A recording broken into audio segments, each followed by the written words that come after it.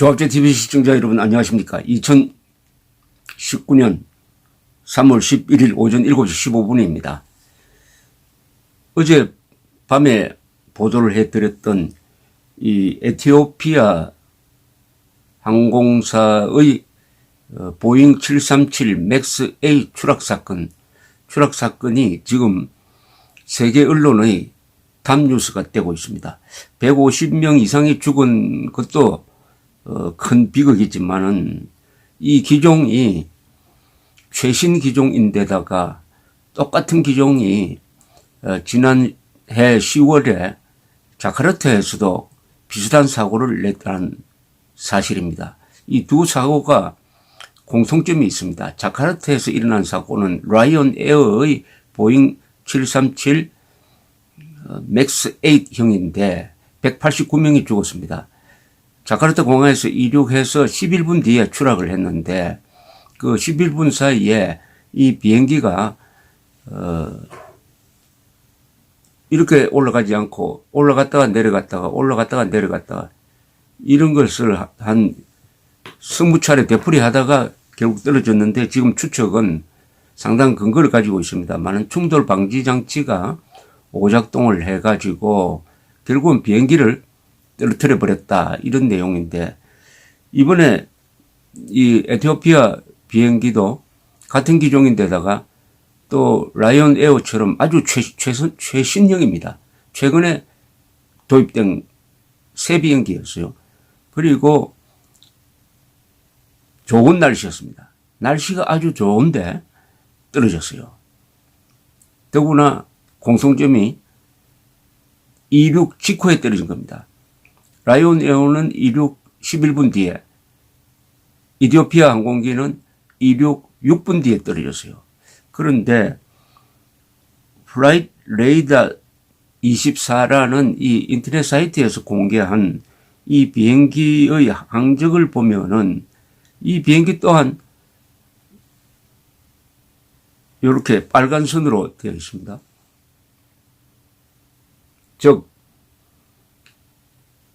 직선으로 쭉 올라가지 않고 올라갔다가 떨어지고 올라갔다가 내려가고 하는 이 패턴을 보여주고 있는데 이것도 인도네시아 비행기의 패턴하고 거의 비슷합니다.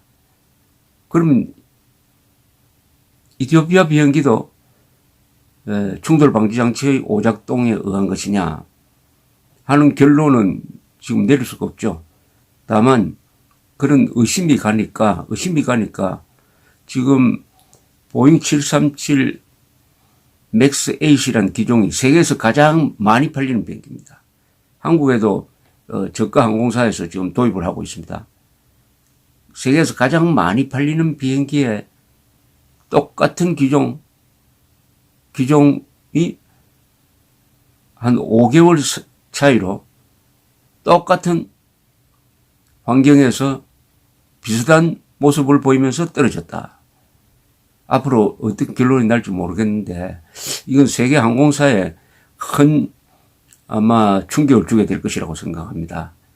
이 보잉과 이 비행기 운항의 이 안전을 담당하는 미국의 연방항공청 FAA가 이 과실이 있는 거 아니냐 하는 지적이 있지만은 보잉과 FAA는 여기에 대해서 지금까지 침묵하고 있습니다.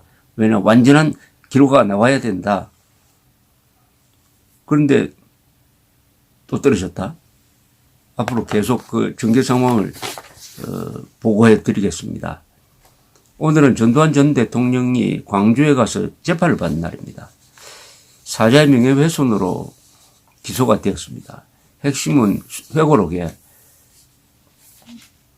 광주 사태 때 헬기 사격이 없었는데 헬기 사격이라고 주장한다 해서 조비오 신부 돌아가셨는데 신부를 비난했다. 격한 언어로 비난했다 하는 것이 기소 이유의 핵심인데 문제는 기종 사격이 있었느냐 없었냐는 이 사실이 가장 중요하죠.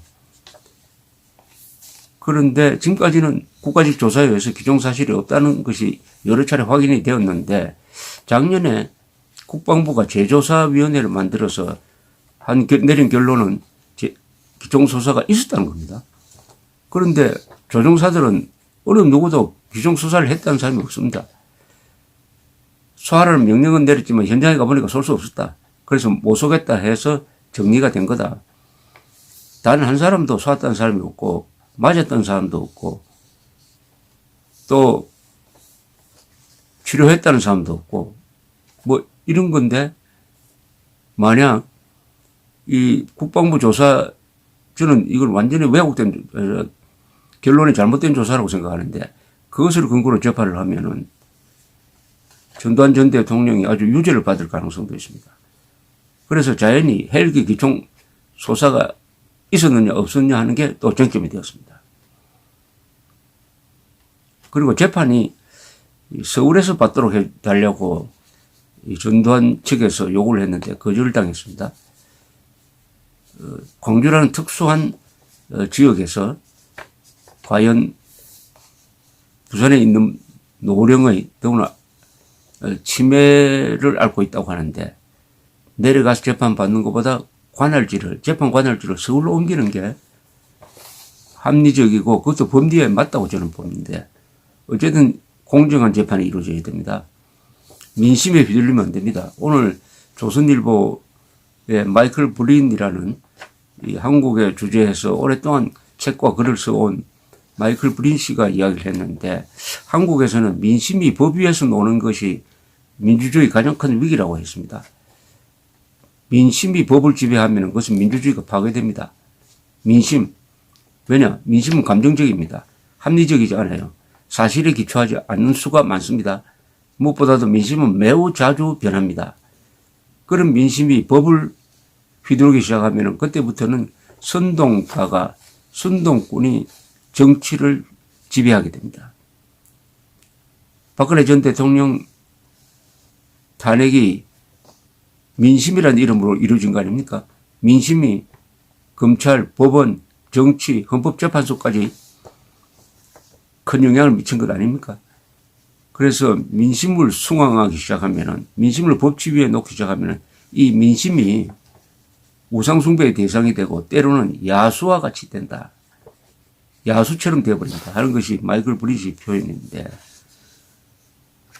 또 최보식 인터뷰를 보니까 조선일보입니다만은 전 일본 주재 대사 인터뷰를 했는데 이분이 문재인 정권이 감정적으로 반일 선동을 해서 국민을 분열시킨다라는 이야기를 했습니다. 참 하기 어려운 이야기인데 감정적으로 반일을 선동을 해가지고 국민을 분열시킨다. 어쨌든 이 민심을 선동하는 정치인들은 나쁩니다. 가장 나쁜 정치인은 민심을 선동하는 사람입니다. 그것은 폭력입니다. 폭력.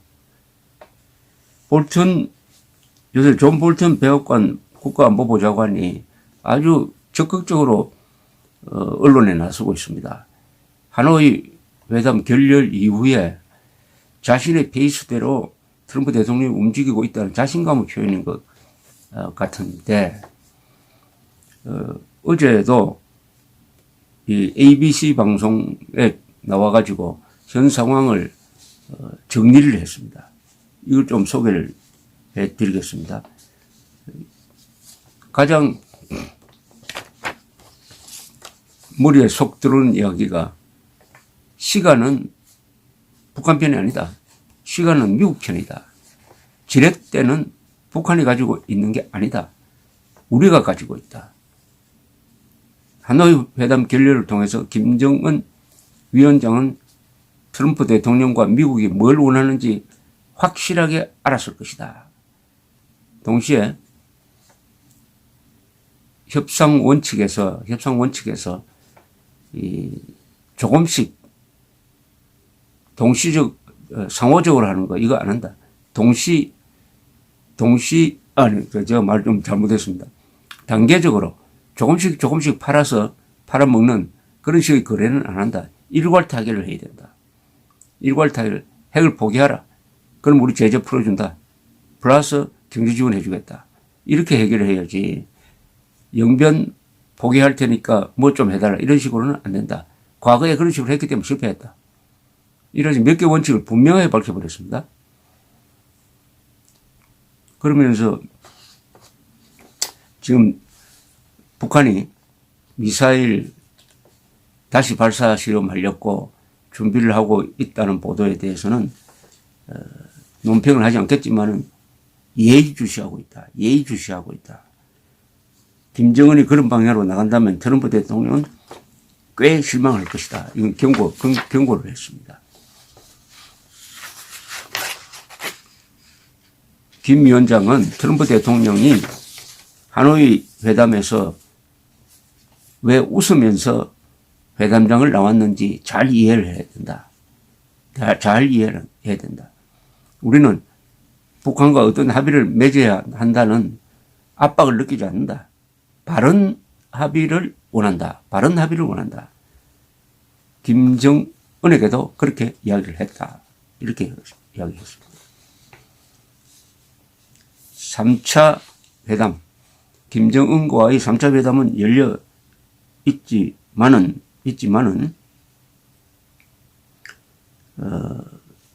서두르지는 않겠다 하는 입장이고,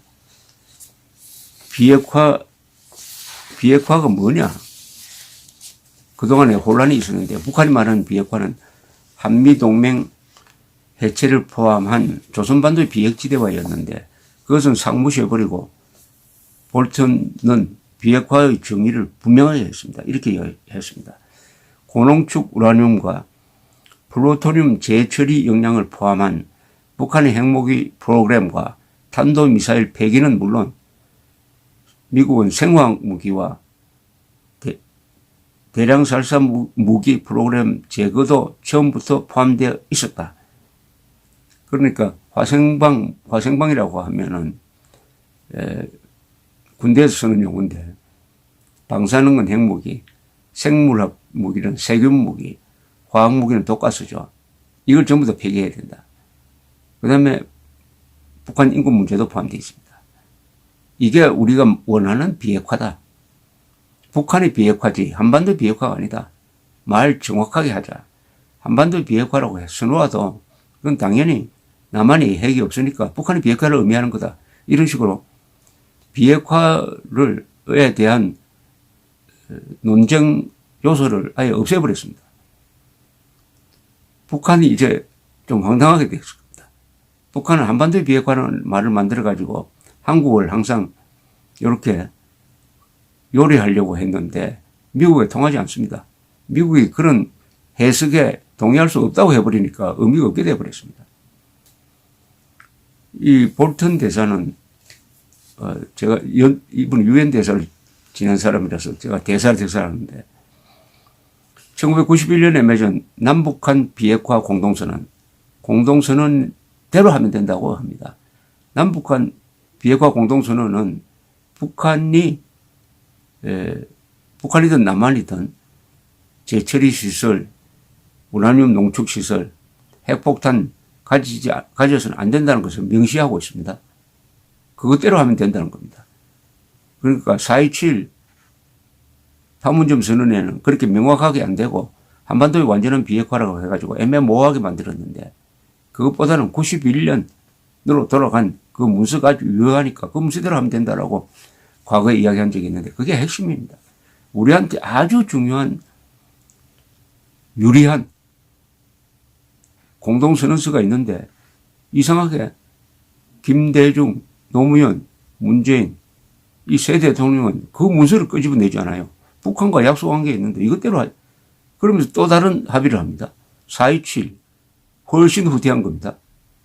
91년 것보다 훨씬 후퇴한 걸 가지고 그걸 무슨 또 국회 비준 동의를 받겠다고 해서 법률적 강제력까지 하겠다는 건 이거는 핵 앞에서 대한민국 무장 해제하겠다는 거죠. 대한민국 대통령이 볼턴이 대한민국 국민 걱정하고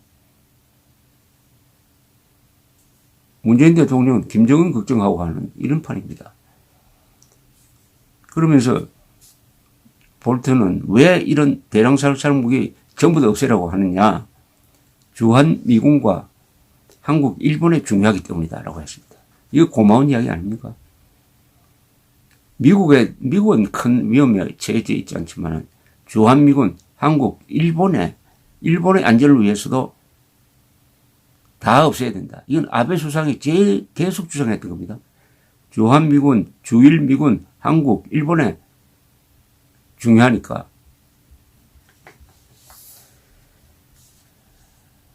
트럼프 대통령은 이전 대통령이 저지른 실수를 피하려고 한다. 그중 하나가 북한의 단계적 비핵화라는 술책에 넘어가는 것이다. 액션 for 액션 플로이라고 그랬습니다. 플로이, 술책이라고 했습니다. 북한의 그 회담 전략 이제 수용하지 않겠다. 이것도 이번에 크게 정리된 겁니다. 한국, 문재인 정부, 시진핑, 김정은이가 다 단계적인 조금씩 파는 것을 원했는데 그걸 일거에 그런 방식 안 하겠다 해버렸습니다. 이것도 크게 비핵화도 정리가 되고 비핵화에 이르는 협상 방식도 정리를 해버렸습니다.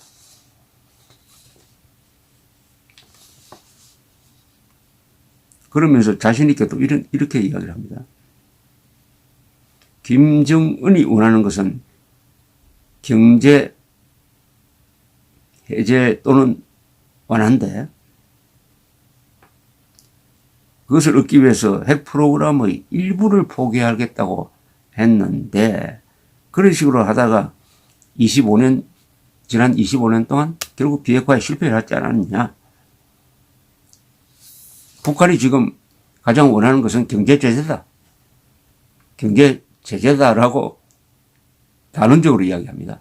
북한이 원하는 것은 경제 제재 해제다. 북한이 경제적으로 어렵다. 그것이 이번에 확인이 되었다.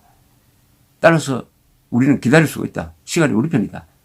따라서 지렛대는 우리한테 있다. 이렇게 이야기를 했습니다. 아주 모든 게 거의 명쾌하게 정리되었다는 점에서 한국인으로서는 안도가 되고 문재인 정권은 좀 깝깝할 겁니다. 그런데 오늘 정의용 특사와 통화를 한답니다. 아마 정의용 특사를 통해서 북한이 어떤 생각을 갖고 있는지 좀 알고 싶어 하는 모양입니다. 감사합니다.